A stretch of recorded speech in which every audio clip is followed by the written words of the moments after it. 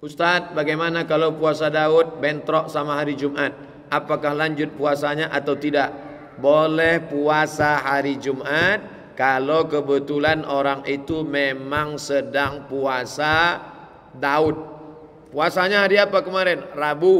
Kalau Rabu puasa otomatis Kamis makan. Tiba-tiba kebetulan jatuh pas Jumat, maka boleh. Begitu menurut para ulama. Bukan kata Abdul Somad. Saya hanya menukil pendapat ulama. 2. Bagaimana strategi dakwah melewati budaya? Contohnya Wali Songo. Strategi dengan budaya. Sunan Kudus tahu di Kudus ini orang Hindu. Kalau orang Hindu dibuatkan bangunan masjid pakai kubah, pasti dia lari pontang-panting nengok kubah. Karena bangunan kubah itu aneh. Maka dia buatkan menara dari candi.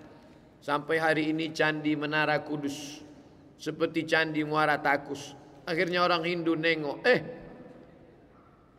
candi seperti tempat kita, ditambatkannya lembu di situ. Kawan saya orang Kudus, satu rumah saya dengan orang Kudus waktu kuliah di Mesir. Apa kata dia? Sampai hari ini kami Idul Adha tidak motong sapi, Mat. Kenapa? Karena Sunan Kudus melarang motong sapi, toleransi. Jadi kalau ada orang mengatakan Islam itu ekstrem, teroris, banyak belajar bagaimana islamisasi masyarakat Jawa lewat Wali Songo. Ditambatkannya lembu di situ. Akhirnya orang Hindu melihat ada candi, ada lembu. Kemudian mereka mulai dekat.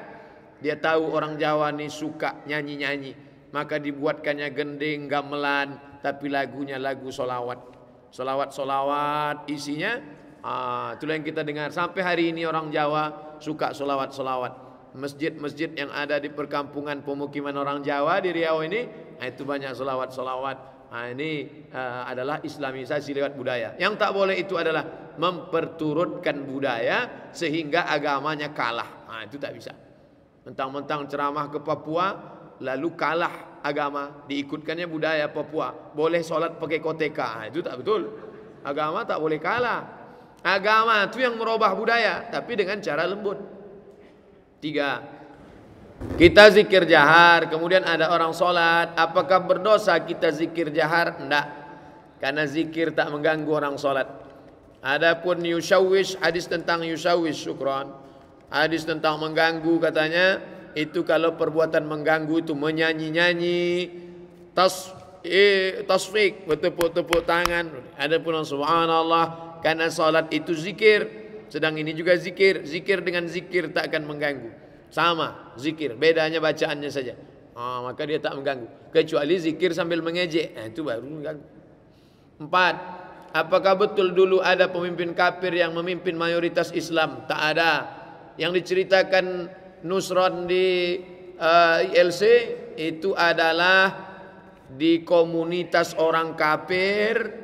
Waktu itu penyebaran Islam belum kafah, belum sampai semua ke situ. Lalu di komunitas orang kafir itu tak ada orang Islam di situ, tapi dia sudah mulai tunduk kepada orang Islam. Namanya kafir zimmi. Lalu ada satu pemimpin kafir untuk orang kafir itu. Sama seperti kita, gubernur di Papua, bupati di Wamena. Itu pemimpin dia. Adapun Pekanbaru dipimpin kafir, orang kafir diangkat menjadi gubernur Basrah, Kufah, Irak. Maka itu tak ada pernah dalam sejarah Islam. Jangan dipelintir. Ini orang-orang liberal ini suka mempelintir-pelintir riwayat untuk pembenaran, bukan mencari kebenaran.